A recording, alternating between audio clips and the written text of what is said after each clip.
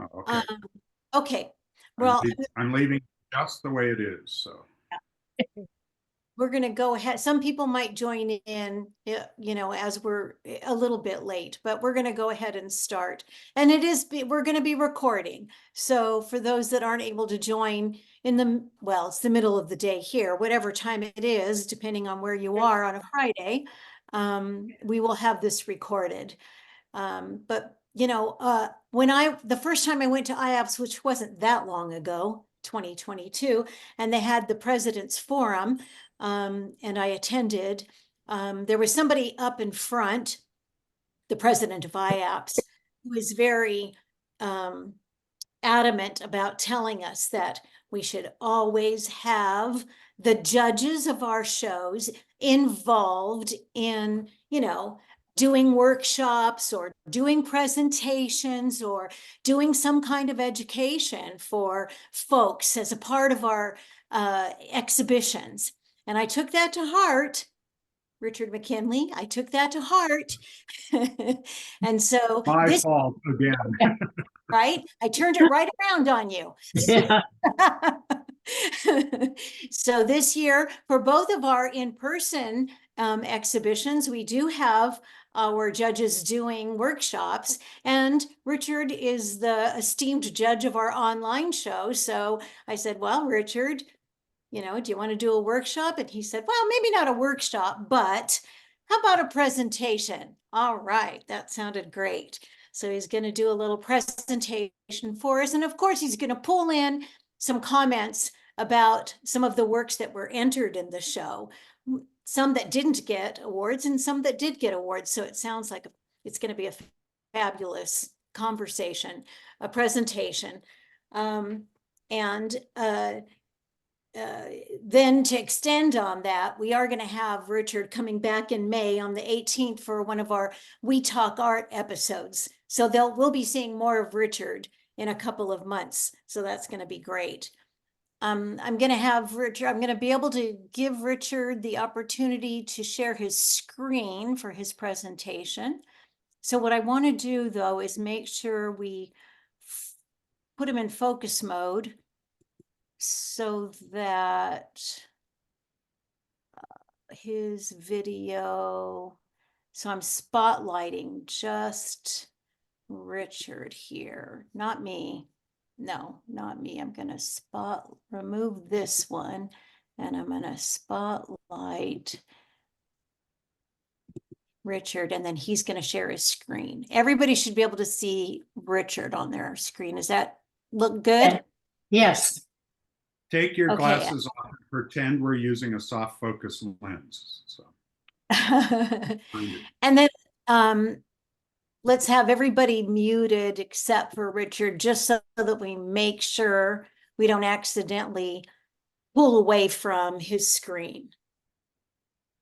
And I think you should be able to go ahead and share your screen now, Richard. Let's see how that works. All right, I will begin that. I want to thank Pam and the organization for allowing me this opportunity. And so lower your expectations, and I'm just going to give you one man's opinion.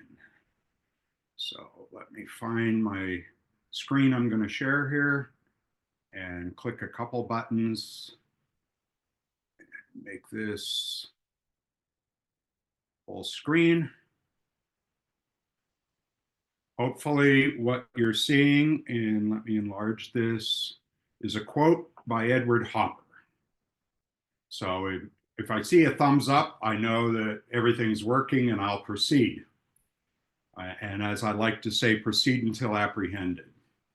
So the main concept, and it again was a pleasure, worked with Pam a little bit and just delightful. And she said, what do you want to do? And I said, I'm at this point, having worked in this field for over 55 years, and I should be better than I am, but none of us graduate as artists, so we keep trying, is to focus more on why we paint and what we paint and what we hope to convey to the people that see it, even when we're gone. And there is sums it up the best of anything that's out there by great quotes, is Edward Hopper. If you could say it with words, there would be no reason to paint. And that really is the struggle of man. If we go all the way back in every culture, both Asian and European, what you see, of course, in France are those caves. And why did some more ancient civilization of mankind choose to go into a cave, pick up something, and begin to make marks? As human species, we form language to be able to communicate also. So we have this visual and verbal way of communicating. And it's wonderful. You know, we've created marks where we can read the words that are on this screen. Those are symbols. And that really ties to even what we do in painting. It's symbolic. And then with sound, we end up with music as well as the spoken word. So it's all part of what I believe is man's profound desire to communicate and to hopefully be understood and to sometimes leave a legacy. For me, a big part of that was my connection to the landscape. And we all, as artists, I think it really helps when we say, why do we paint? I've already addressed that we want to communicate, that we have something we would like to say. And when we're very young in this process, or when you really first start painting, you like every human being, you keep going, what do I want to be when I grow up? Who am I? I remember comments even with the people I was in class with back in the 70s was, what's my style? What is it I want to paint? And I think that we often get focused on, or we forget, that we think the ability to be competent at painting is the end all. And I believe this is very important to acknowledge. Its importance is we have to be able to, and have a skill set to be able to draw, to be able to utilize color and value, and to be able to put these into play. It's our vocabulary. And even if we eventually move to an abstract voice, a non-representational subject matter, we're still expressing through placement, drawing is still a part of it, and value and color. So in the beginning, we're all excited. We want to express ourselves and we have something to say in this very frustrated way, much like teenagers wanting to let a voice out. But if we take a breath at times and remind ourselves that we are technicians, that we have to learn our craft, that's very valuable. And that becomes a big part of the analysis when jurying a show, because everybody entering, a good reminder for you, it's obviously a reminder to any juror or judge, is at a different place in their expression. Some people are more new and they're showing great technical abilities, and that needs to be honored. Others have been around a long time, and it becomes more the voice and the purpose for doing it. And then we find our muse. I'll never forget a dear friend, spending decades on decades passionately painting the landscape and being in the presence of doing it. This happens to be in Santa Barbara, one of my all-time favorite places to go and paint, and a dear old friend of a location. But there was an artist friend with me, and we were driving back after having shared many years of plein air painting. And she made a comment that has hung with me. She said, I'm somewhat envious of you. And I thought, oh, why? We're great friends and we're different artists. She said, you seem to have found your muse. You found this thing that you passionately connect with. And that's resonated with me now over these decades, because what I realize is I don't know what it is I hear in the landscape, but there's something where I put my signature and my voice onto it that I want to express. And I find that, like Glenna Hartman said this to me, Elizabeth Mowry, two legends of plein air pastel artists that we've sadly lost. They said it's that painting on location is very useful. Nobody's discrediting it. But there's a time when you just need to be with your subject matter. And I encourage you, if you're a figurative painter, still life painter, or however you find, or wherever you find your muse, that you remember those words. We must spend time with them.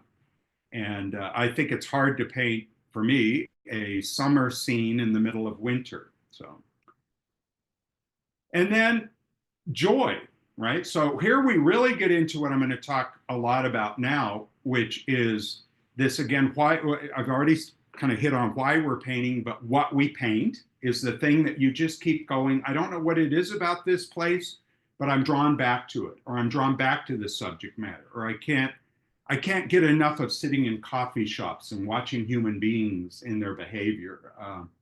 Whatever that thing is, don't question it. We're surrounded as humans again and bombarded by distractions all around us. And we often think, I used to see this a lot with students, well, I should be doing this. And I would say the two great words to play with are should and could. And a lot of artists with humility, because we never feel we're good enough and we may never be good enough, and that we know everything, the imposter syndrome is huge within the arts community. So whenever we see somebody's work that really speaks to us, or a style of painting, we can give away a bit of our voice sometimes because we think, well, I should be doing that. And I go, well, you could go explore it and find out if it's a good fit. But the more you start finding your comfort zone and those places, those things, those ways of painting, whether it's underpainting, no underpainting, moody paintings, joyous paintings, whatever it is, mark making or softer, delicate, refined work, you're finding your voice. And I really want to encourage people now, from my experiences, and again, I don't have the answers, I'm not an expert, but what I've discovered is I wish when I was in my 20s and 30s painting, that I'd have been a little more aware of trusting myself, because you know when you're in your comfort zone and don't second guess it. And a lot of scenes like this where I'd be painting, there'd be something much more spectacular behind me. And an observer, a casual person on a pathway would come up and point that out. Are you aware of the waterfall behind you? Are you aware of the great thing? And what I learned was, yes, I'm aware of that, but there's something here, and I don't know what that is. And when I glance back at this painting done several years ago, it's like a joyous sense of the light and the scene and the moment, and the voices all come back into our head. You can hear the ocean in the distance, the gentle breeze on the grasses. All of our senses are involved. Now that speaks to what your audience sees. Remember, when they see your painting, they're not just looking at it like, is it well drawn? Is it well done? Do I know what it is? There's a level of that in the mass market out there. But it's also, how does it make you feel? What do you remember? Your nostalgia. The viewer brings themselves to this. See, I've told you this is Santa Barbara. Somebody else could look at this and they would bring their memory, and they would bring their sense of smell and their sense of all of their other sensory qualities to a certain painting. And I think for us, when we become competent at applying pigment to the surface, and we can control drawing and value and color in these things, and we understand the tenets that are part of our craft, then it's sing our song. Ella Fitzgerald sang the same songs as Billie Holiday and vice versa, but each brought something very different and profound to the same piece of music. One of the things I love that, just a couple little reminders here for people, and this is just a casual shot. I was up in Portland back in 2019, at the end of 2019, doing a workshop for a group of artists up there. And this was a typical cloudy day in Portland, Oregon. And I went down during the lunch break to walk down by the McKinley River as it dumps into the Willamette. Those of you familiar with that will know that area. And I stopped a long time ago second guessing even taking a photograph of something. And it became the same thing that I do when I choose to paint something on location. And this is all going to make sense when I'm talking about trusting yourself. I would, you know, you're walking along and you think, oh, look at that. And you pause. You pause for a minute. And you might take a few more steps. You might be driving and this happens. But something in your head, it's held you. There's some memory, something imprinted itself. And so in this case, I paused and I stood there and I went, well, what is it? And I didn't stop myself from just going ahead and grabbing a few candid photos. Now, photography is very limited, but the mind is not. That the nostalgic emotional memory is there. And this is where photography can be a great reference tool. It's not about copying. It's about allowing that tool to catapult you back to being present in that moment. So all these years later, when I see this photo, I'm reminded of me pausing. Something stopped me. I was in thought. I was thinking about the class, getting back, what we were doing, and I paused. It's like hearing a piece of music and stopping. That then led to the painting. And it's not, for me, I'm not meaning to sound critical today at all, but for me, I don't care about getting a photographic likeness anymore. The accuracy, if that's important to me, then I can put the effort into it. But what I pursue is the poetic soul of the scene. And again, back to how I felt. What was it I loved about this? And I loved, of course, the light on the water and the mystery of the negative space and the sense of that moment, the lingering of the light behind the rocks with the promise that there's something more back there. All of these things became awarenesses in my own personal work over 5 decades of wanting to feel grounded when I look at a painting, but wanting to go in and explore something in that middle distance that is intriguing, but then have something mysterious way in the background that holds the promise of something more, that there's still more waiting, and that, again, our journey is not over. This is another example. This was during a workshop, and I would always do my demo and do my teaching, and sometimes those paintings were good, sometimes they were not so good, but it was always to the topic and to the point of the students, and then spent the rest of the day walking around. This was in Maryland, and students were strung out by a very marshy area. Anybody that knows my work knows Richard likes grass and fields and canals and ditches and swamps. And I mean, I like lots of things, high desert scenes. But I kept walking, pacing between these two groups of students. And there was something throughout the day where I would give myself the luxury of stopping or slowing down as I walked past this little section to get to the next group of students. So with modern photography, it's become a real pleasure. It's not cumbersome. Just pull your phone out and take a couple snapshots. This snapshot led to this painting. And this painting is so vastly different when I look at it than the literal scene. I think the literal scene's fine. I mean, the grass are beautiful, they're intriguing, the trees are interesting, the negative space is fascinating as a pattern. But what I see when I often look at the end of my work, because I like to give myself free rein to see where the painting goes, to start, to get into motion. It's very improv. So the scene, whether I'm painting it on location or from a photograph, is like the catalyst in an improv show. So the actors walk out and they look at the audience and they say something. Somebody say something. And that's the way I look at my reference now where I'm at. And all of a sudden, we grab something. It becomes the hook. And for me, the hook is often negative space, textures, rhythm, motion, movement. I mean, all the tenets of painting are not objects. They're not definable things.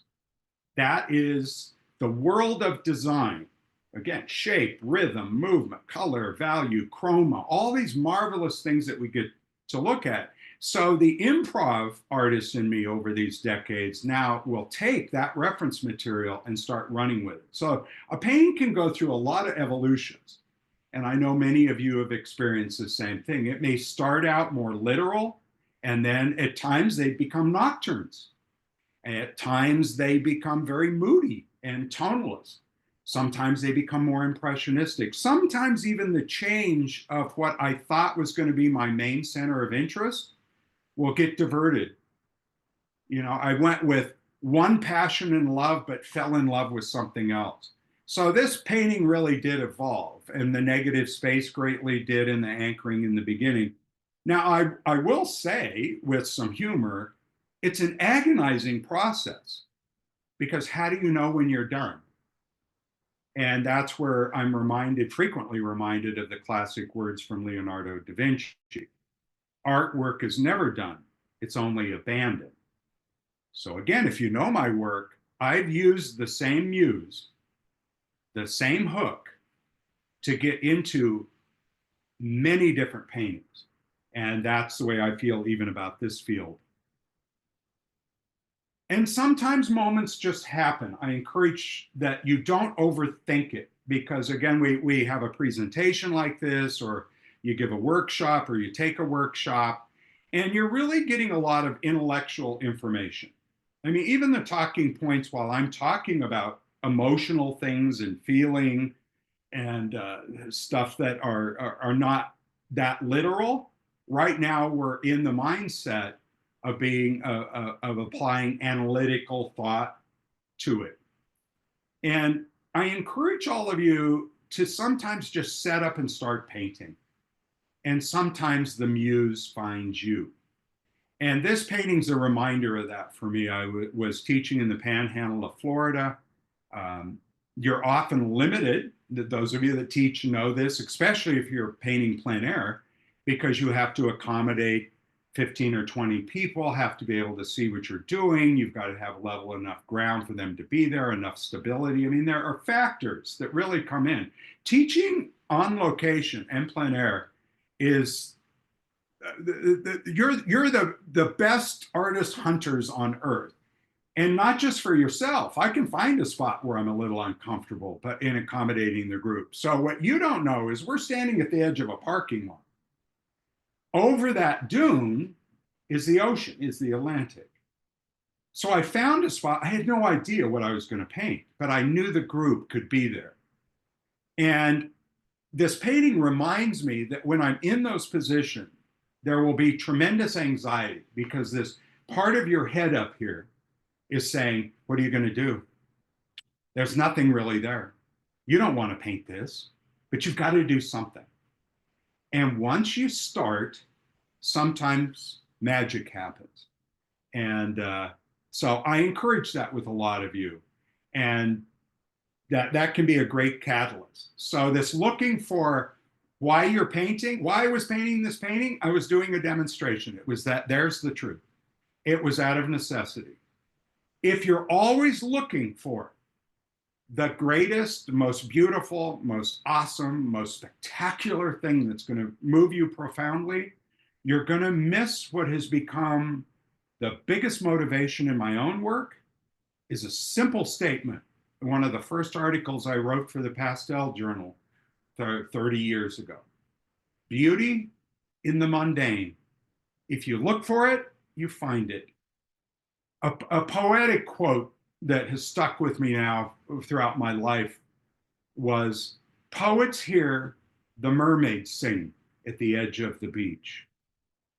And that's what we should all find as artists. Sometimes just open yourself up and it'll come to you. The last painting I wanted to share today kind of speaks to a time where I'm at right now. And where I'm at and where I feel like the world's at in civilization. Things come and go in our lives. We have profound love, we have profound grief. We have times of peace, we have times of turmoil. And artists have to navigate all of that. You know, when you think about artists painting through the Second World War or the First World War in our recent history, the Civil War, the artists, the poets, Walt Whitman writing poetry during the Civil War.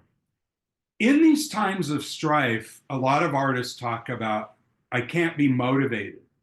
I can't find, I need to not be in that state of anxiety. And I've really been, I'm going to be real personal, really grappling with that recently. And this was a recent painting that I finished. And the scene is mundane. I mean, it's just a simple little shallow stream and some rocks. But once I got into the painting, made a lot of editorial decisions with the background trees, created more distance, little pause points that were not loud, but you linger. I watched this painting evolve and I went, this is what I need right now. And that's why I even put it out on social media and put it out there, is I feel for right now in my work that I want to try to share something calming and peaceful because it's what I know I need in my own environment.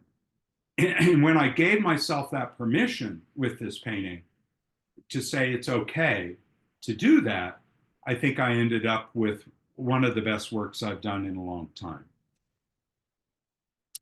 What I'm going to do now is I've selected a few paintings that did not receive an award, but were in the show. And I want to speak to being a juror and a judge for just a minute. Again, those of you that know me know my rather bad, dark sense of humor. But I was interviewed a long time ago for a PSWC show that was down along the coast in California. This is decades ago, early 2000. And the little public radio interviewer came, and at the end of judging, and it takes me a long time, it's very painful to be a judge or to be a juror.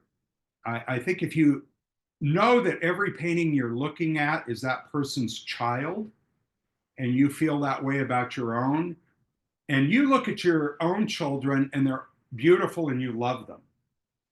And when you understand that artists feel that way about their paintings, it's a really awkward position to be in, to say, well, who am I to pick the prettiest baby in this contest?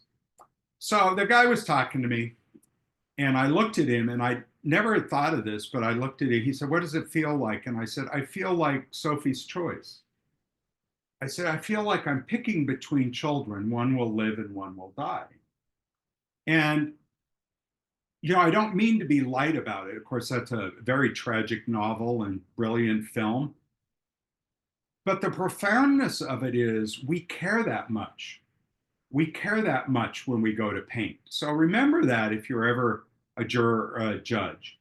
And yet, so why do I do it? Was the follow-up question. And I said, because not with an ego. I mean, to be honest with you, which is where I'm at now in my life, is totally transparent. I'm not that fond of my own work. I'm much more critical of it. I should be better and do better and not good enough. But yet, with some courage, you stand up and you put your work out there. So I want to thank everybody who entered the show, all of you that took that chance. I know some of you received the rejection notice. Some of you had the thrill, like I've remembered, of getting the acceptance notice. We used to walk to the mailbox when we submitted slides, and your heart would stop. It was like getting the letter from the IRS.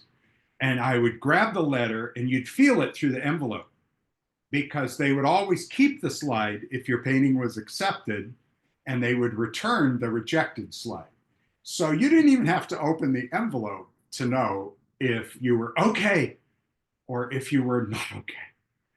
And so I wanted to acknowledge that. The other thing I want to acknowledge, because people often ask, what should I enter? And I'm going to touch on that a bit, and from my opinion. Don't look at who the juror is. a lot of jurors have a depth in the art world. And if you're critical of what you do, which most of my work is landscape, I'm much tougher on the landscapes than I am on the field that I haven't spent all my time pursuing. What I now look for is that voice. I want art. We're not here to paint a picture. We're here to paint a painting. So I love to look at more than one image when possible. Somebody submitted 2, 3, 4, or 5 if possible, because you begin to find a voice and you begin to feel like my comparison to music, like I can hear this person in this piece, and that's really intriguing. So enter your best work, save some of your favorites at times because art is a crapshoot. Sometimes it hits, sometimes it doesn't. But just keep entering your best work and don't let rejection bury you because it is just somebody's opinion.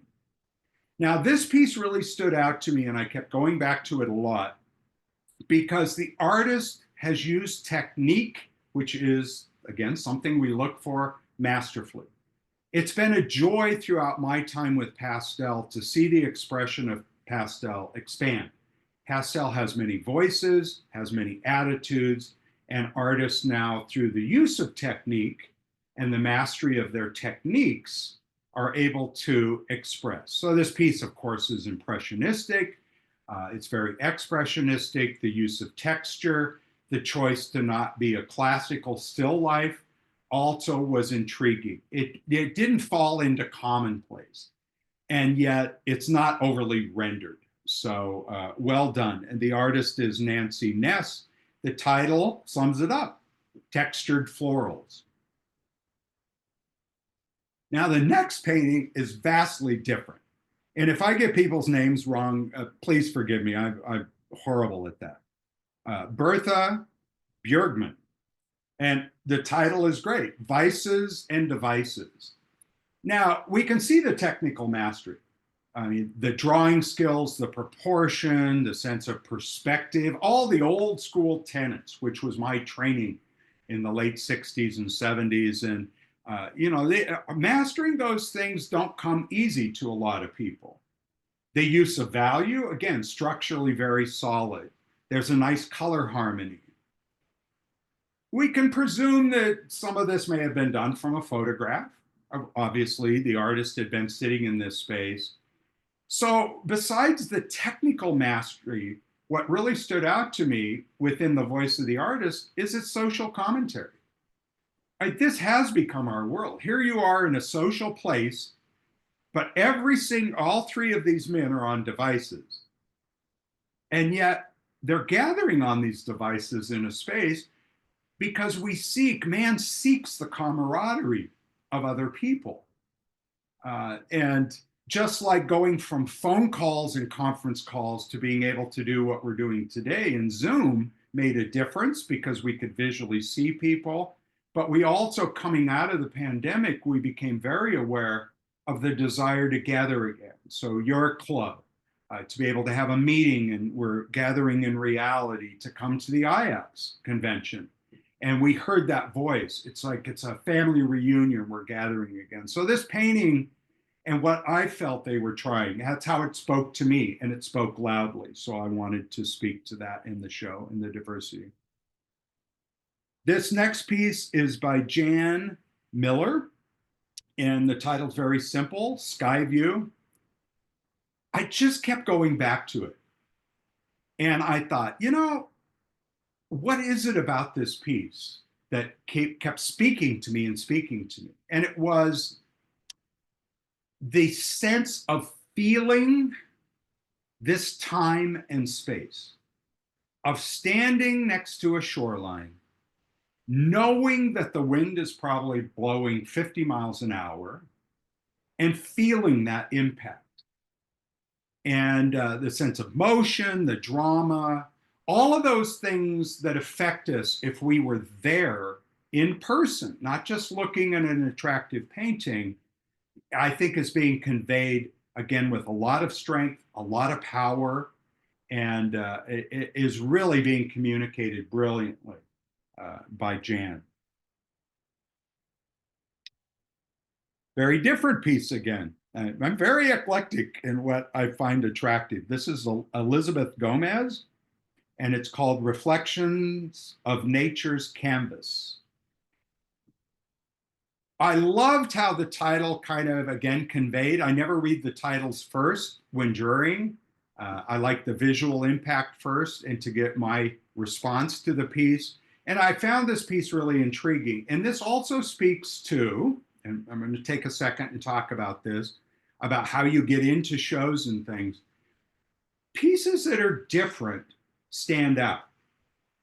Now, in a physical show, pieces that are large stand out. When you walk in the room, what do you see first? The big, powerful, bold pieces, pieces that have contrast.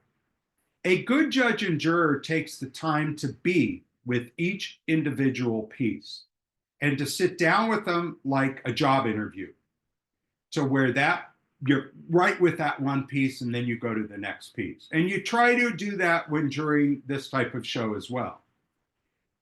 What I found so intriguing, again, we paint. Here's a painting done in pastel of two paintings on easels. That's what we do. The scene beyond the paintings, portraying what these paintings are looking out at, and then to make it so contemporary with the use of shadow, like how the twigs are casting a shadow, almost a ghost-like transparency on the easel on the right, and then going off onto the mat. This is different. This is contemporary. This isn't traditional. This isn't the way it's supposed to be done. It's a singular piece of artwork where the artist has given themselves the luxury of permission to break, again, those old school rules.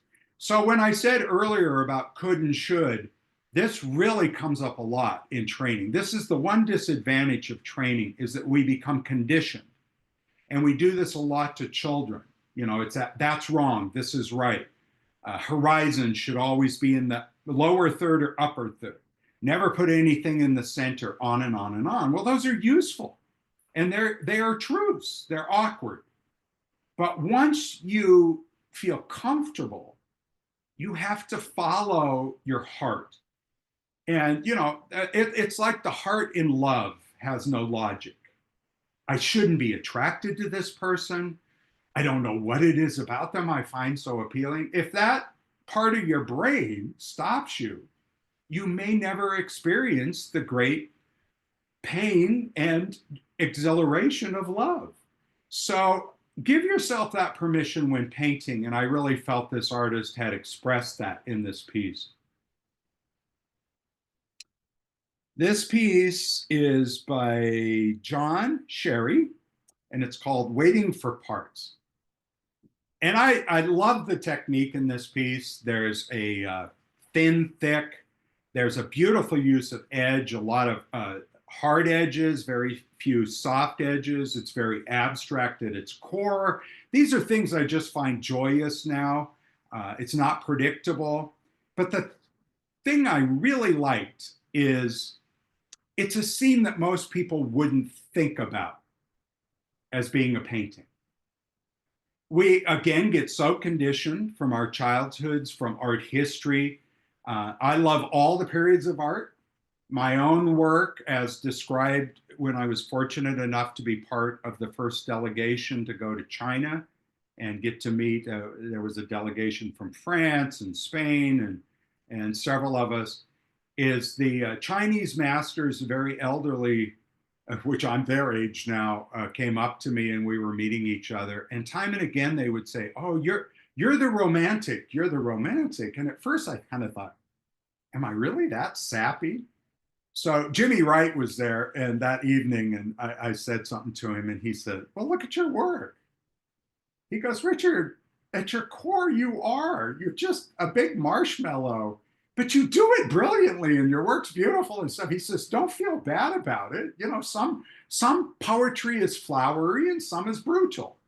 So what came from that was validation from an artist I admired, but for the first time really confronting through the lens of the Chinese that, yeah, there is kind of a romantic quality in my work.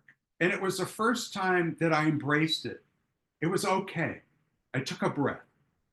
And when I saw this painting, it was a profound reminder of what I alluded to earlier. If something stops you, don't think about it. Rembrandt painted a side of beef hanging in a locker, a skinned carcass of an animal. And it's beautiful. It's beautiful.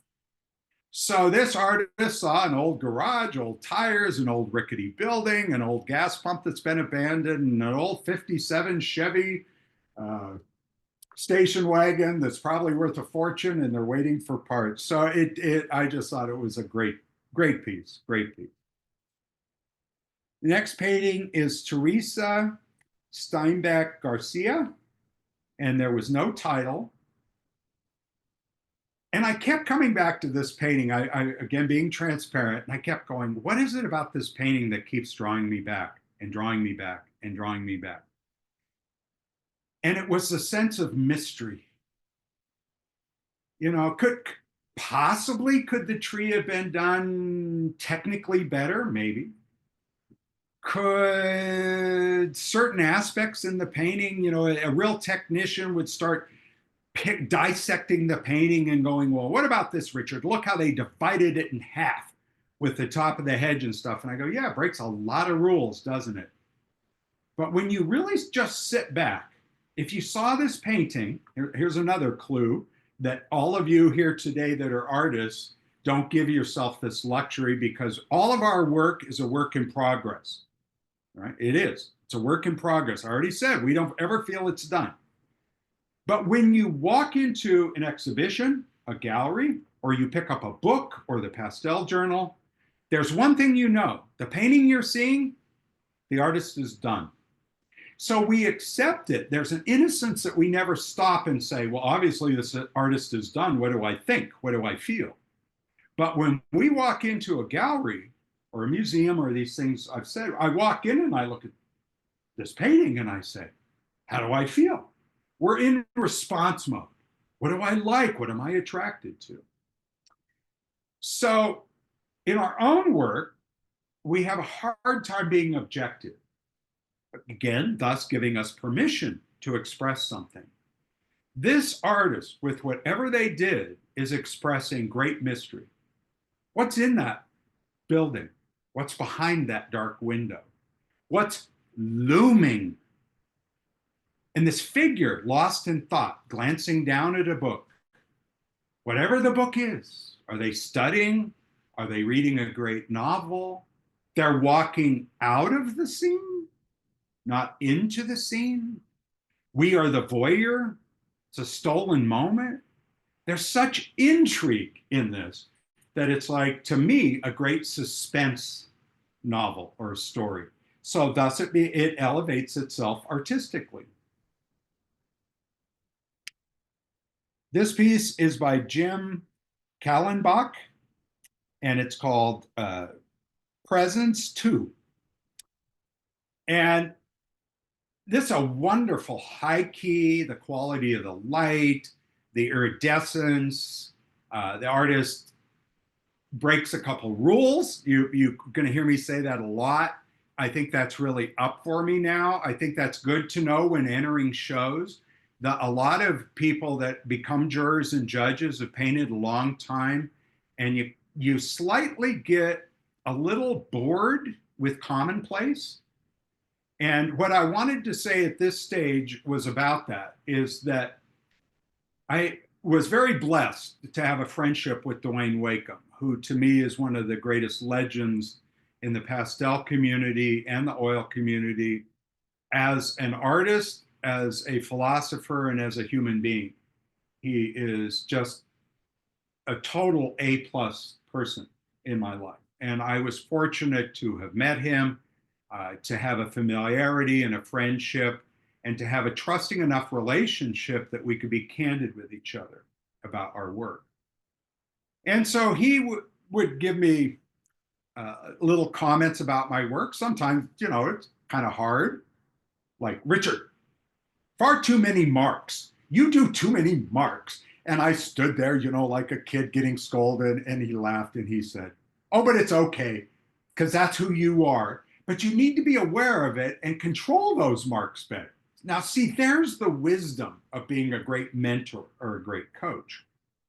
And when we were walking through the Grand Gallery at PSA years ago, and in a private moment looking at the paintings, and we were walking around, and he came up to my piece and he said, your work is so cliche. Now, to most of us artists, right? I mean, there's an insult. Cliche, see, and that's what I'm getting at. That's what jurors know. It's like, oh, again, another big wave. Oh, again, in my case, a road going into the distance, a little body of water drifting into the distance. I mean, think about what I just said. There are certain subjects that we see over and over again. Now, the public loves them. Your gallery's going to sell all the cliche artwork before they ever sell challenging artwork, because most people want to have that in their presence. It's like elevator music. I want to be able to live my life and enjoy what's around me, but not be lost in deep, profound thought in all the time when I look at it. So when he said that about, Richard, your work is so cliche, and there was a pause, and he said, but the difference is you take those cliche subject matters and you go farther with it. You put something into it. And that's what I'm not praising myself. What I'm doing is encouraging you to not paint cliches. If that's what you're drawn to, I still paint little streams going into the distance, roads going back into that distance. But after that talk with Dwayne, what I became aware of was the feeling. And I thought, why? It's because I've always felt I'm on a profound journey. That's what those things represent. And that then became very helpful in why I was drawn to the cliche, but what was it I wanted to do to elevate the cliche? So when your angst is, I'm not getting into shows and things, don't paint the flavor of the month. It's out there. We've seen them come and go. Keep being true to yourself. Be drawn to the subject matter you're meant to be drawn to, but ask yourself, what is it about it I'm drawn to? And then, like the best author, edit it, manipulate it to where it goes a step beyond. And that's what I felt this artist did. This could be a very standard painting, high key, beautiful color arrangement, wonderful opalescence, a lot of things to celebrate, but they've gone a step beyond. And anyway, they did for me. Now we get to emotion, because the one thing I've not addressed so much is content of subject matter. Now, I've described like my subject matter, but that's a broad cloth, right? Marshes, roads, and things. Artwork can also be very symbolic. It can be very illustrated in a way and convey, and this piece does. From the trees in the background that could be wallpaper or are just symbolism, to the walker, the quilt, the dutiful dog, the golden retriever with the eyes looking up at its owner, its friend, its love. And we bring our story to it. That this is a story of aging. It's a story of bonds. It's a story of purpose. It's like the dog saying, come on, can you muster enough to get up and go for a little walk with me?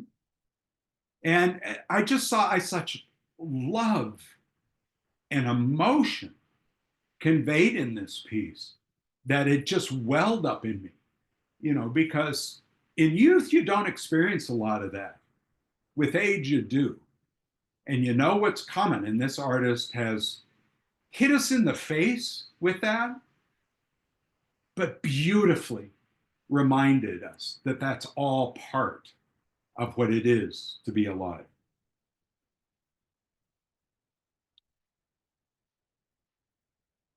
That artist was Carolyn Steinberg, and the title was Vigil, if that doesn't sum it up.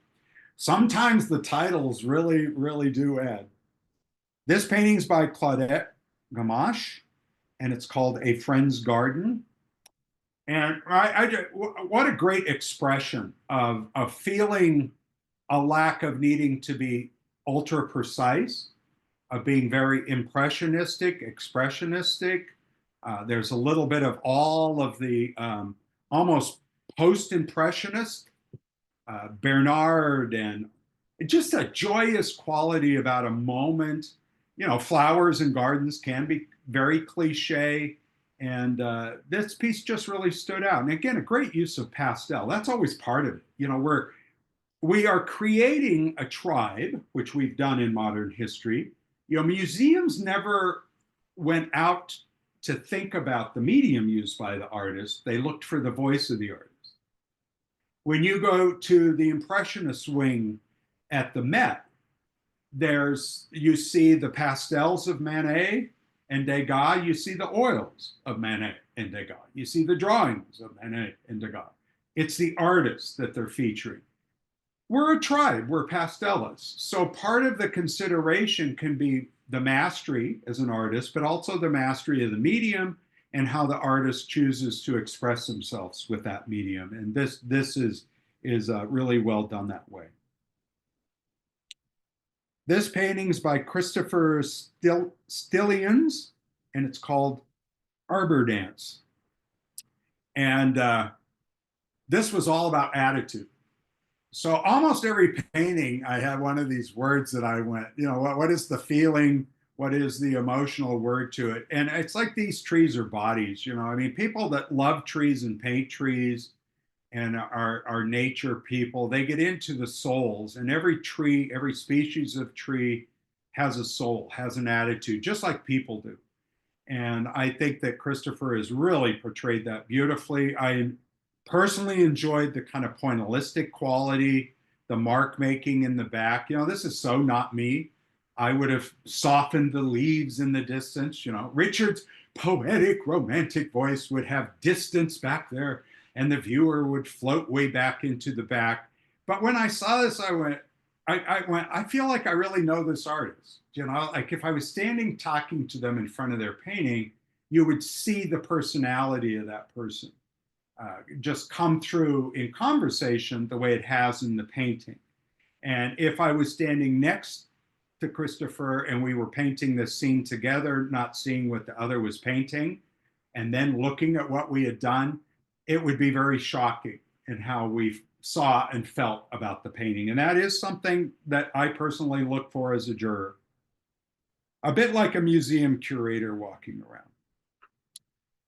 Now we have Eveline Miller, otherwise affectionately known as Eve Miller.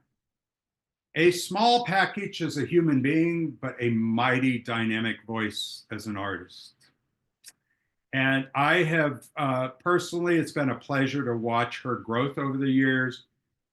You know, as a juror, you go out of your way, or I think every juror should go out of their way to be unbiased. I can tell you with great sincerity that I object to the covering of a signature on a painting because I feel it's a personal insult that says that I would not fight my demons of friendship. And I will tell you, and I heard this from Albert Handel easily over 4 decades ago when this question came up. He said, what I want you to know is that if I ever accept your painting in a show or give you an award, it's because you deserved it. Because I'm much harder on the people I know than the people I don't know. The people I know, I say, is this their best work? I know them. The people I don't know, I say, this might be their best work. So I wanted to share that little story from eons ago. Albert may not even remember having shared that. So it's been a pleasure to watch Eve's voice become stronger, her attitude. Those of you that have worked with her know that you've got a lot to learn from all of that. Her daily discipline in painting, which I am not that disciplined. I'm always thinking about painting, but sometimes my hand is not in pigment. And I love how bold, how simple, how undefined, and how expressive this piece is. And it really stood out to me in its simplicity, that less can be more. Where you saw in my field in trees, a lot of stroke making, like I told you that Dwayne said, a lot of blades of grass. There's not a single defined blade of grass in this painting, but you felt it. You all felt it. There's not a single dot that defines a leaf on the tree, but you felt it. You heard it. That's poetry. This piece by Judith Leeds, Stage of Aging, Angst. What else can I say? You know, it beautifully done. Again, I know the artist's work. It's her color palette. Beautiful lost and found edges. It's clear to me, and I've seen a series. I don't know if this is, again, a spouse or a close family member or a good friend, but she's done a series around this individual. And so there is an intimacy that hits you in the face. It's not formal in any of that sense. It's not posed. And tremendous emotion. Now, here's my personal story around this, is John Singer Sargent, who, as a child, my mother's Bible had the illustrations of John Singer Sargent's biblical paintings. And many of them are the murals that are at the library in Boston. If you ever get a chance, the Boston Museum of Fine Art, we know the Isabella Stewart Gardner, magnificent painting. And Boston has a tremendous collection of his work because he became friends with Isabella Stewart Gardner. I fell in love then with Madame X, because we're almost all introduced to that man as an artist by his formal portraiture, his mastery of oil. Probably no one with a better bravado hand of brushstroke. As an early teacher once told me, he said he could take a brush loaded with paint and paint the entire arm and hand, and every finger and nail was felt with one brushstroke. I've never been able to come close to that. So I really admired his work and always did. It was only later, as the world became fond of Sargent again, that we began to see more of his intimate work, where he painted a simple interior in Venice, where he began to show us his private world, the world where he painted for himself and not as the hired person to paint those people. Now, those paintings are magnificent. But when you start looking into the intimate work and you start exploring, you start seeing this introverted human as an artist. There are two paintings at the Met. I encourage you, if you're in New York, to seek out these two paintings in the American Wing by John Singer Sargent. One, and I don't remember the title, but it's a scene where you're looking across a ravine and you see a bunch of artists painting in the woods. They're all set up in the woods painting, and he was in France painting with an artist friend. He was introverted, but he had a great social life in the arts community as well. And it's these bits and pieces and lost, again, this voyeur. And all of a sudden you see this magnificent landscape, which Sargent mastered, but you also start identifying these people within it. And there's this great sense of here's another thing. When you look at a painting, you're looking through the eyes of the artist who painted it. You're sitting there, you're standing there. So great painting. And it really paused me. But the other one, which I had glanced over for years, and one year I couldn't walk away from, is called The Hermit. And it was a painting of a hermit who's in the woods, laid back on these rocks with dappled light coming down on him. And when you first see the painting, it's a fairly good-sized painting, you barely make the figure out. And then you find the figure with the beard, and again, this poetic Herman shielding himself from humanity, but connected to the landscape. And that's what this painting represents. There's no formality. There's no beautiful dress shirt pose, grin on the face. And it conveys, again, a moment in what it is to be human and what we go through. So just a magnificent painting. The last painting I wanted to share with you, and it's the artist Sandra Morrison. And I'm not going to give you the title yet because I didn't look at the title for a long time. And one of the first passes, this is the way I jury, is I go through like flashcards, and some pieces stand out, some don't. I go back through. I actually spend the bulk of the time not making choices, but going back and visually being impacted in the morning, in the evening, in the afternoon, going back the next day. We change, we look at things differently. But this painting kept stopping me. And I'm going to say something, and this is not meant to be any form of an insult to the artist, but I kept stopping at this painting and I'd go, well, it's pretty simple. And there's actually a crudeness to it. There's almost a childlike simplicity to the application of the pastel. Now that sounds condemning, but what it was me being technical and witnessing the application of the pastel, and that there's little white bits of the paper showing through, and possibly that wave could have been more defined, and the artist could have put something. And this is where I paused. And it reminded me of one of my earliest mentors who looked at me one day and said, your work's getting very polished. Be careful of you don't hide the voice of the piece behind the facade of polish. Didn't know what he meant when I was 14 and he told me that. But I'm aware of it much more now, is that it becomes that judgmental voice that because you have technical aptitude, you feel that, again, a painting to be finished has to be cleaned up, has to be polished, has to be explained. So what becomes a poem becomes an encyclopedia. And we don't feel in an encyclopedia. We're being told. But a poem we feel, and we all experience differently. So I became keenly aware after the first week in jurying that this piece was like a poem to me. And it was only then that I read the title. And the title is Just Before I Say Goodbye. And I went, oh my God, that's it.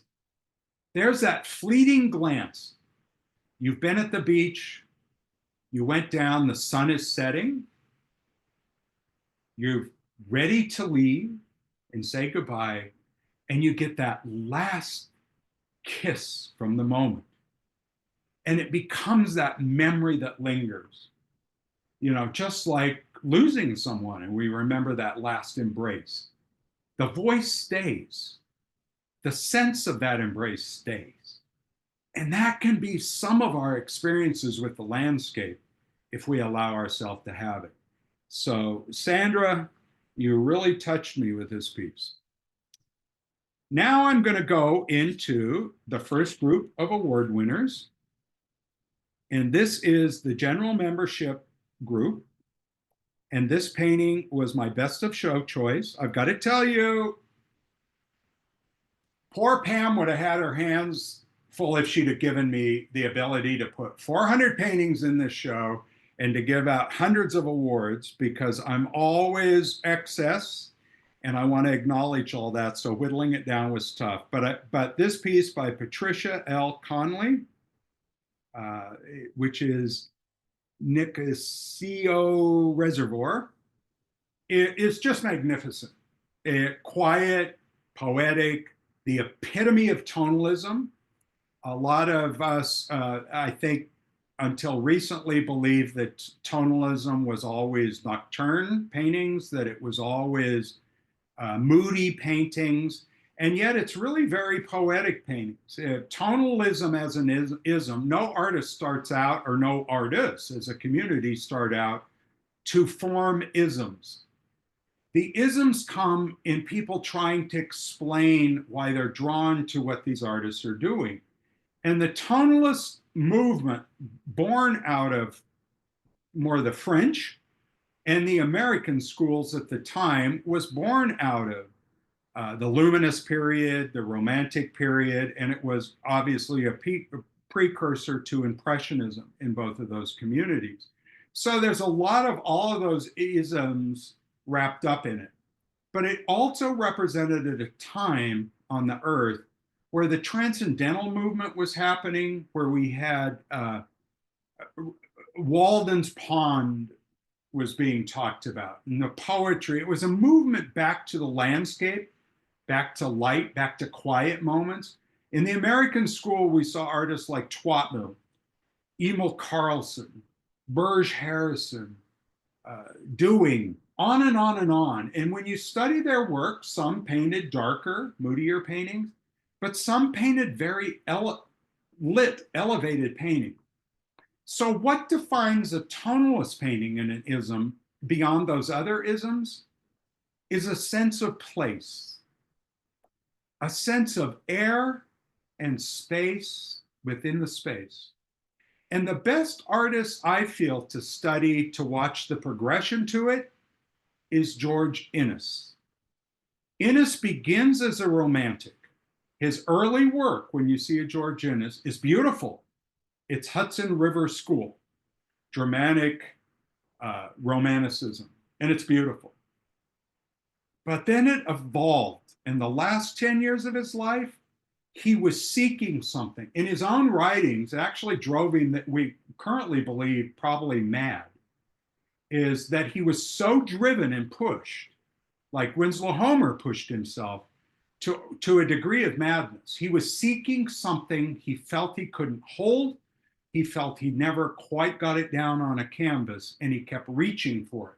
But if you look at that latter work and you read some of the publications, his daughter, after his death, kept his writings, and well after his death put it together and compiled it into a book about his writings and his concepts. He also felt a need to write to critics of the time and publications, argumentatively arguing towards this attitude. And this painting just stopped me in my tracks. I wish I had done it. So Patricia, bravo, best of show. Next painting's by Jeff Slemons, and it's called Good Morning Amaryllis. And here was an artist, what I can tell you is the body of work they submitted was solid. Now here's another juror attitude. So remember earlier I said that my preference as a juror is if I can at least see 2 or 3 images, I begin to hear the voice of the artist. But what can also happen is sometimes you find out that the artist submitted an outlier. They had one really fabulous painting and maybe 3 awkward, weak paintings. Sometimes you'll see 3 personalities come out in their work. So it's a bit of split personality. And at the level of a PSWC show, I mean, all of these shows are getting so good now. I attempt to raise the bar a bit and say, good for you. You're trying many things. You're again like my teenage brother, who one week was a cowboy and the next week a hippie and the next week a jock. But as an artist in a prominent show, tell me who you are. And then let me sit in judgment around that personality. This artist's work was solid all across the board.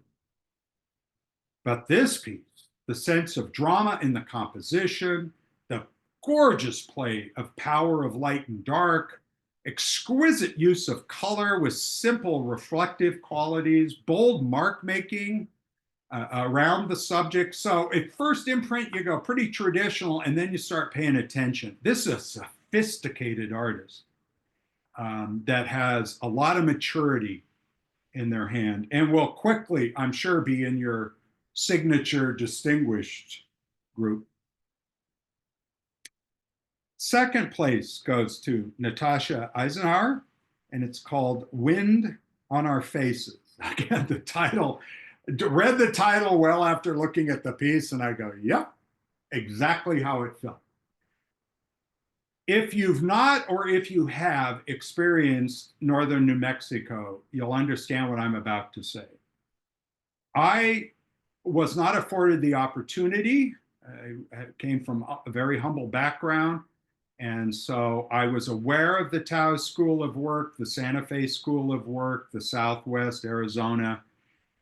I liked it, but I didn't feel it until I was there. And you see why Georgia O'Keeffe and so many artists were drawn to it when you're there. And Natasha, to me, who I, for the first time, got to meet at in person at the IEPS convention last year, is from that area. And it's so evident in her work. The attitude, the boldness, the almost contemporary quality born out of that area, as we saw in Georgia O'Keeffe, the drama of that area, the aridness of it, the brutality of it, and the exquisite beauty of it, and the soul of it. And this piece just had it all in a package. It's just a beautifully painterly painting, the leaves flying off the cottonwoods as fall is making its presence known. That brutal light at that elevation, which is so different than those of you that live at sea level, which is all about atmosphere. Anyway, it just really demonstrated that personality and was a standout. So congratulations to Natasha. Third place is Amy Fichter, and it's called Luna. And here's an artist that I can say a lot of what I just said. I believe they had 4 pieces entered. It was so difficult to pick which one to put in the show. This is so not the way I paint, the way I look at the world. And I so loved this artist's work. It was the whole body of her work was a standout to me. Contemporary, expressive. This is very here and now. We went through abstract expressionism. We went through all the forms of abstraction. And at times when I was young, I really struggled to find merit in a lot of it. As I've aged, I've found more. I was always drawn to Pollock because of the energy. Rothko was a mystery. Now I love Rothko. I really had to push myself out of kind of my rigid upbringing and maybe my split personality, with half of me being very analytical and the other half emotional, but not liking to give myself permission to be emotional. To be emotional is to show weakness, and now I just don't care. So I've embraced more and more of abstractionism, and I love what I'm seeing in contemporary work. I know that I will never express with this kind of voice, and I just congratulate this artist for doing it. And this felt like a very personal piece again of that just says so much. So well done. The honorable mention, of which I had like 12 honorable mentions to give, and it was the toughest one to narrow down, is Stacy Nussbaum, Pacific Light. Sometimes our titles don't need to be used in a poetic way. Now, you've already heard me shout out about some of the poetic titles on paintings. I've spent a lot of my life painting, and where if I became aware of the title of the painting, it became the catalyst leading me in the painting, the journey, the gloaming, these poetic terms and words that could become part of it. Listen, the trees are speaking. If the title comes to you early when you're painting, write it down. Just take a moment on a journal next to your painting experience, write it down. If all of a sudden you're painting, again, on location or from reference, and you hear a song or a piece of music in your head, remember it. because it's all part of what I'm describing about the poetry of what's there, the spoken word, the sound of music and song, and the scene.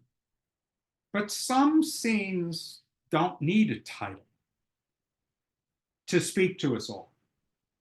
And that's the way I felt about this person's painting. Again, they have a very solid body of work entered. This is a strong hand, a very painterly hand. That's always a joy to see. When an artist gets to a point of confidence that they don't feel that they need to render everything, they can express attitude through the mark making and the objects and really use the tenets of design and personality within their work. Now, I want to be clear, and you've seen, I've given a shout out to some paintings that are pretty photographic. There can be beauty in that as well. But this is, again, a voice of the painter, not the photographer. And this spoke to California Impressionism, which is something I absolutely love and adore and have pursued for a lot of my life in my own type of voice. And I think the artist just really demonstrated it well. Now I'm going to go to your signature distinguished artist, and I can share with this group what I know from experience. It's hard to earn those honors. And it's getting harder all the time, right? About 4 conventions ago, I had a quiet moment in the exhibition in Albuquerque to be looking at the work with intimacy, which I enjoyed. And I was walking down a panel, and all of a sudden I glanced, and Albert was there, and he was standing next to me, and we were almost the only 2 people in this section. And we had paused in front of this painting quietly, and we were both looking at it. And Albert looks up at me in his Brooklyn accent, and he goes, "Richard, what do you think?" And I remember looking at him, and I said, "My God, Albert, these paintings, all of these paintings are so good. The pastel community, it's just amazing." I mean, Albert's been playing with pastel since the 50s, me beginning in the late 60s. And we were kind of these old farts standing there going, "Wow." And he goes, "Yeah, I think we've taught them too well." And we both just laughed. I mean, I'll never forget that, because it was a celebration of how phenomenal pastel has become. By the efforts of all of you, the work of everybody behind the scenes, the lion's share of everybody in PSWC and every other club, volunteers stepping up to promote the medium of pastel. And now we see the manifestation of that. Now, the benefit is it was a little easier when you were getting 130 entries and you got to pick 90 paintings. Now it's harder. So let's celebrate that we're getting thousands of entries and they're good. And then let's work harder as artists individually to express our own voice and keep putting it out there, even when rejected. Tenacity is the key in a life spent painting. And this piece by Karen Israel was best of show. And it was an absolute in my book. I've known Karen for a long time. I've watched her work, and I wanted to share a private story that goes back now many years, where we had opened the show at PSA that Friday night. We adjourned to have dinner late. It's always late in New York City, up around the block at Flora B. Gaffuni, the founder's favorite restaurant, Jim and Paul's. And we were sitting outside on a September evening when it was warm enough to do that, having laughs and the camaraderie of being with other artists. Sometimes your spouses and your loved ones, as much as they love you, don't get you. And they know there's like a secret world. You have another mistress. You're having an affair with something that they know they're not part of. And that can be tough. Sometimes it leads to divorce. But the ones that accept that you love them and they give that love back, accepting it, allow you that space for your studio and your painting time. But the special moments are like today when we get a group of artists together, or we go to IAPS or PSA or the PSWC openings and events, because you know you're amongst your tribe. You can take a breath. And they know that if you're talking about the use of value in a painting, they know you're not talking about moral value, you're talking about degrees of light and dark. So we were sitting there, and I had just met Karen, didn't know her. And a dear friend of mine, Chris Ivers, knew Karen, and she introduced us, and we're sitting there laughing, and we were getting to know Karen, and she leapt up from our chair, and she ran out onto the sidewalk to the end of the little block there on Gramercy Park, and she stopped a fellow on a motorcycle, and she was clicking a few little photos and stuff. And, I'm seeing this out of the corner of my eye, and everybody's kind of laughing and stuff. And Karen came back and sat down. And we all thought, what was that all about? And Karen said, I saw something there that really intrigued me. And I wanted to just see if they would give me permission to grab a couple photos. And so somebody sitting there, it wasn't me, said, well, what did you see? And this is what I remember is, Karen, you said, I'm not sure what I saw, but there was something really intriguing in that moment. And I just wanted to grab a few photos. And that really hung with me now for all these years. And when I saw this piece, I didn't know it was yours initially until I kept going back to it and back to it. And this is so you.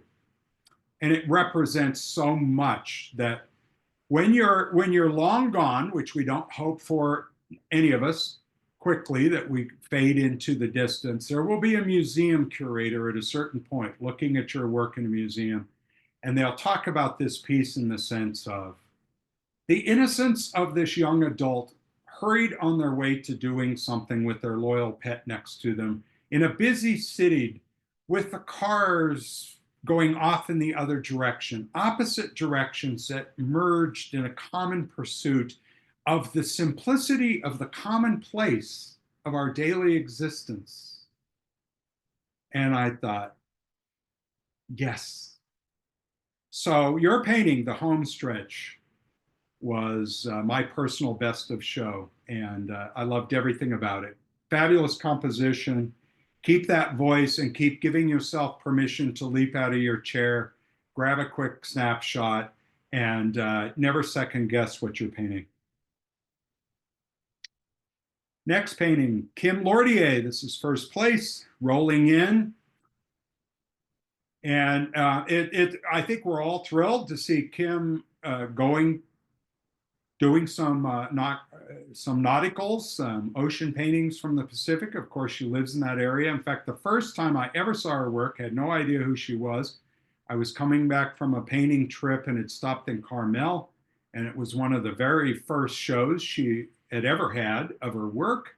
And I saw that at that time they were all pastels, and they really captured the California light. You knew.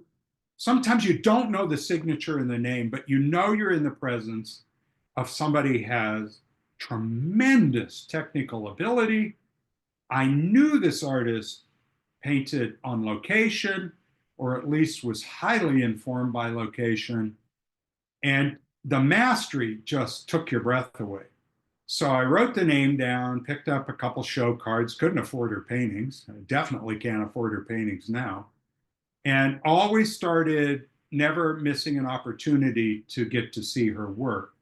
And then I was fortunate to meet her, and our paths cross frequently at events.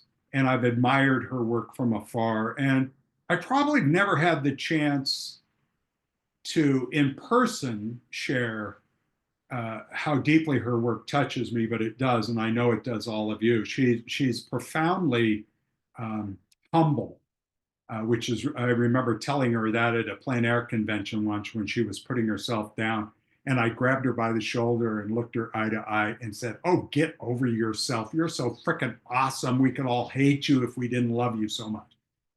So this is a blow away painting. Any of you that have attempted to paint the drama of our oceans, the Atlantic or the Pacific, to take a stolen moment in its movement. It stands still for no one. The sense of that motion and movement.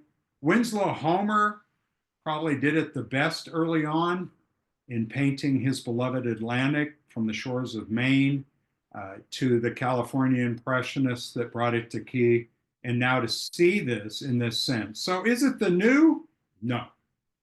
It's an elevation and celebration on the shoulders of what we have seen done before around Impressionism and Realism, and done with such mastery that it's just an unbelievable painting.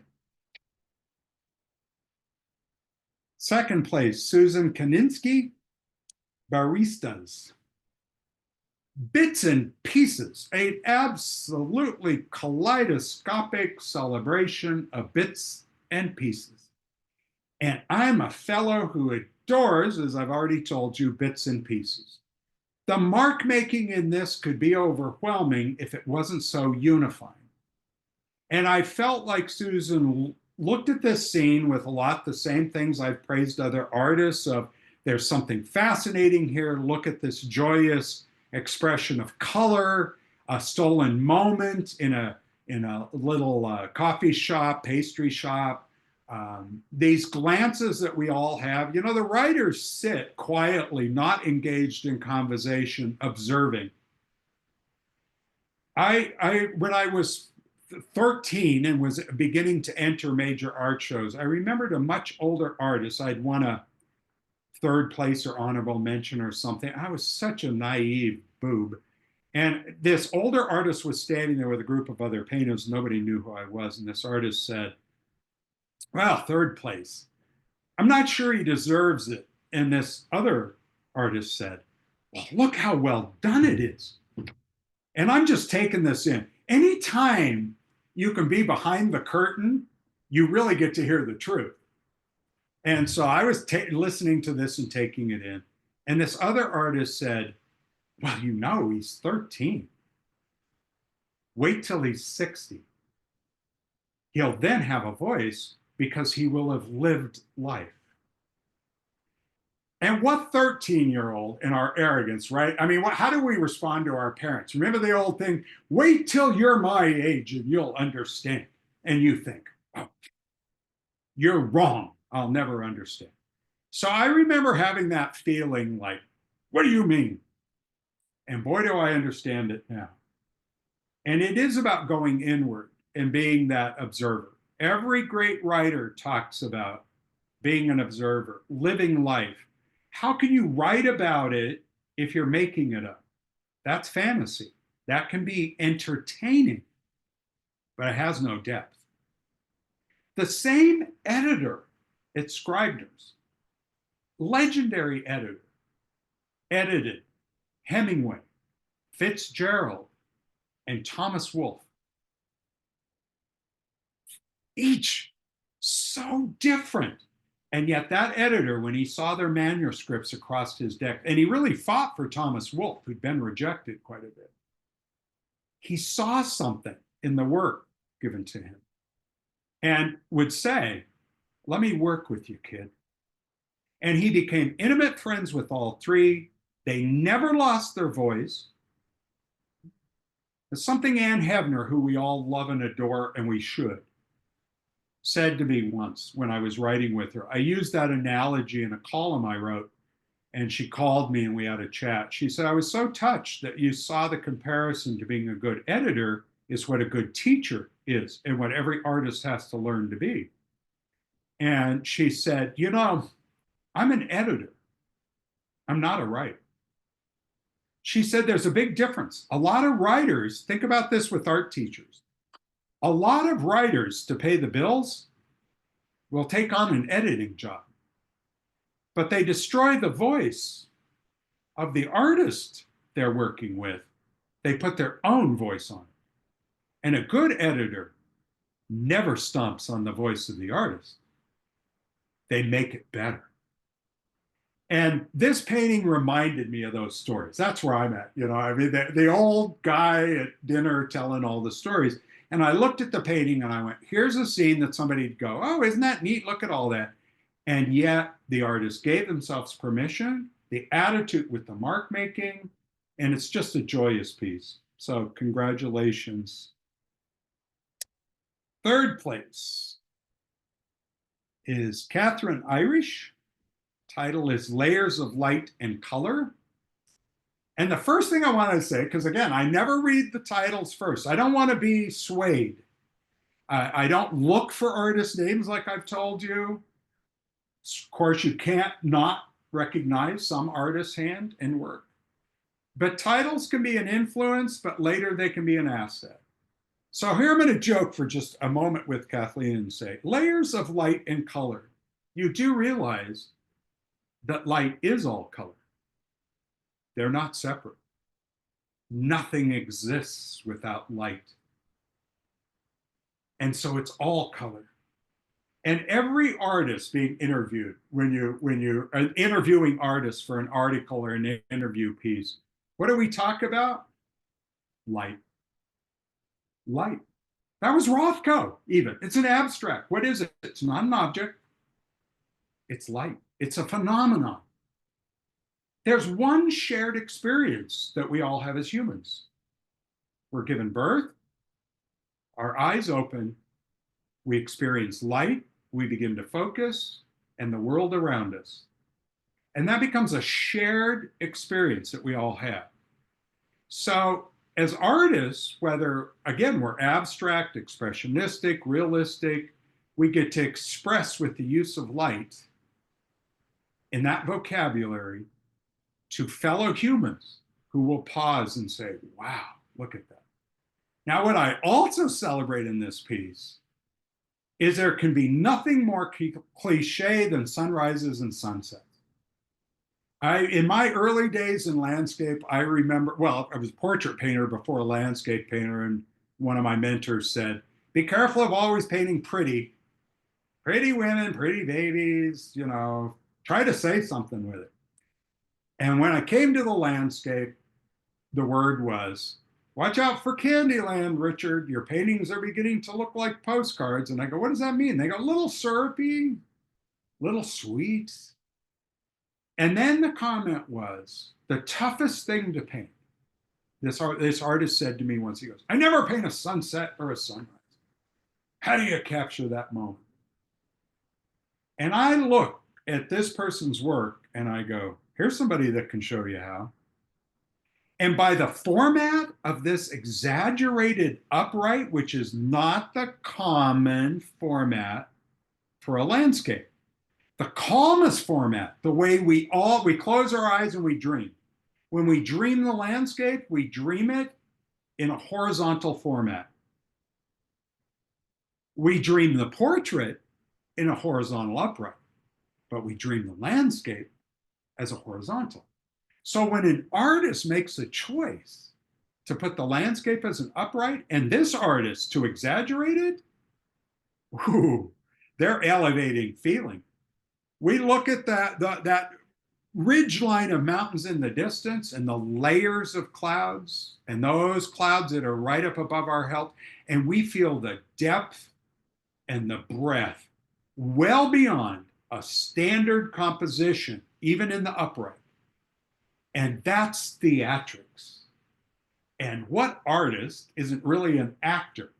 So you can be as melodramatic and as theatrical as you wish to be, or as subtle as you wish to be. So that first painting, that tonalist, subtle. You lean in to listen. This painting, you open your arms and you feel the breath and you feel how diminutive you are in the grandeur of that scene. The honorable mention goes to Ann Sanders. Simple title, Sunrise. Again, an artist who isn't stepping on the message of the piece and the way we're feeling it with a title. And I wanted to conclude with that comment of when, again, I was young and so many mistakes made by naivety. I always looked at my mistakes as something to celebrate because we learn more from them. So I had had an exhibition at the Oregon coast. I was painting a lot of coastal paintings in the 70s. And I hate my own openings, sweat profusely, anxious, panic attacks, because it's as if every painting is you naked. If you paint with sensitivity, they are looking at you and you are being laughed at, rejected, or loved and admired. And I was standing there and I had painted these scenes, and this couple came up to me and the gallery owner brought them over and said, these people think they know where the scene is. And so with great enthusiasm, husband and wife said, oh, we know right where that is. It's our favorite spot on the coast. It's blah, blah, blah. And I went, nope, that's not where it is. He said, oh, I'm sure it is. You think now, because we know this spot really well. And I said, no, it's not. I painted it. I know where it was. It's over here. And he said, you're really sure? Because, and I argued with him. And they walked away. And the gallery owner put his hand on my shoulder, walked me behind the wall, and looked at me and said, well, you just talked them out of a sale. And I go, what do you mean? He said, they had a visual connection with your painting, and you killed it. And I looked at him and I said, but it wasn't that spot. And he goes, it doesn't matter. They had connected. And that's what you want. And he said, I highly encourage you to never title your paintings with the specific name of the location unless you're doing a historic rendition of that scene, because you're removing them from it. And boy, did I learn that. The high desert of Eastern Oregon is the same high desert of northern New Mexico. There are no adobes in Oregon, but the feeling is the same. So our audience wants to connect. And this was the perfect, appropriate ending, was to say, when we look at this, we connect. We feel the atmosphere. We're back to a tonalist piece, a very painterly piece, very simple piece. I would have overdone the leaves. I'd have probably done too many sky holes. I get in the way of the emotion of a quiet moment like this. And the power, again, of less is more. So just remember to be true to yourselves. Keep your voice. When you need a reality check, go to a mentor that understands you and show them your work and say, I'm getting a lot of rejection. Give me an observation. Look at the mechanics. Work on the things you don't do well. Realize the odds are getting harder. But at the end of the day, why do we keep entering? Why do we keep painting? We want to connect. And even if it's that somebody finds a warehouse full of paintings when I'm well dead and gone, and somebody goes, I like that. I want to sit and look at that piece, and it means something to me. We have the thought while we're painting it that we connected, and that's the best any of us can do. So I want to conclude with the celebration of color and pastel, to again thank PSWC and to thank all of you as artists. You're carrying the load. You're working in the medium. You're putting your work out there. We're talking galleries into showing our work. People are finding it. No, our buying public never talks themselves out of buying a pastel. They buy what they love. And so we keep fighting the good fight. And this is my, of course, dear friend and artist, Shirley Anderson, current vice president at IAPS. And in 2026, she will become the president of the organization. We've worked very closely for a long time. And we were in DC at the National Gallery working with the ASTM on the standard for pastel pigment. I remind all of you, that was a 35-year process of working behind the scenes, beginning with Urena, carried on by Liz. I picked up the mantle with the Henri Force and spit and vinegar of Richard McKinley and roped Shirley into helping me. And I'm very proud that 3 years ago, we were able to accomplish a testing standard that even though we believe pastel is pure pigment, there are scientific factors involved in our work. And I think it is imperative of every artist to do something that my greatest mentor, a name none of you would know, but an artist who I'm glad that I have 2 paintings to look at in my home, and it brings me back to sitting at her feet in her dotage and getting her wise words, was Margaret Stahl Moyer, when she said, every artist must demand the best of quality in their products. And again, I was poor. And she said, never compromise in the products you buy. If you must eat hot dogs and peanut butter to live, eat hot dogs and peanut butter, but buy the best paint and demand the manufacturers provide the highest standards to you, because that's the gift you also give to the world, is not just your voice, but its longevity. Well, you're getting so many thank yous in the comments here, Richard. Sorry.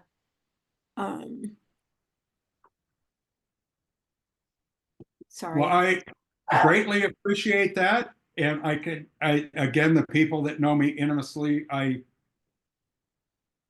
have a hard time being praised, but I hopefully today helped somebody or made some little difference, because all I'm doing is passing on the stories and how fortunate I felt now to remember that I wish I could go back and tell Margaret and James Snook and so many people over the years what a difference it made, and the books that we even read of the artists and stuff around us. So art isn't created in a vacuum. We're influenced, and part of our legacy is to pass it on. So that's all I hope came out of today. Francesca says, you're so eloquent and I'm so inspired by your words. I learned so much. Bonnie says, thank you for your great words. You went above and beyond. Linda says, thank you, Richard, for your preparation and presentation of a lifetime. I loved it.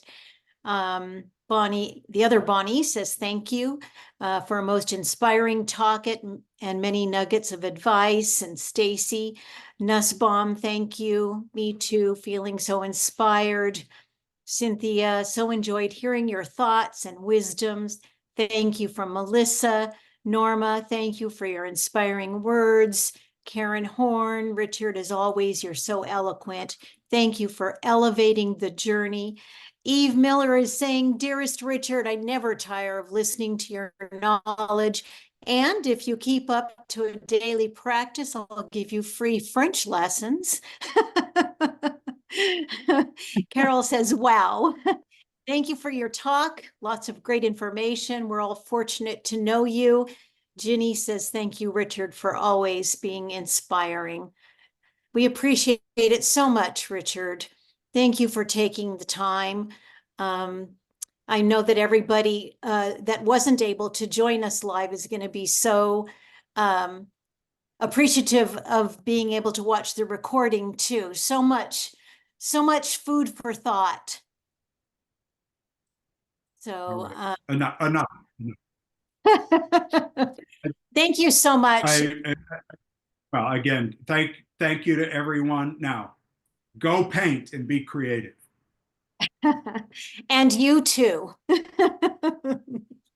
Thanks everyone for joining us. Have a great rest of your day. Thanks, Richard. Bye-bye. Thank you, Richard. Thank you, Pam. Thank you, everybody. Richard, great. Thank you, Richard and Pam.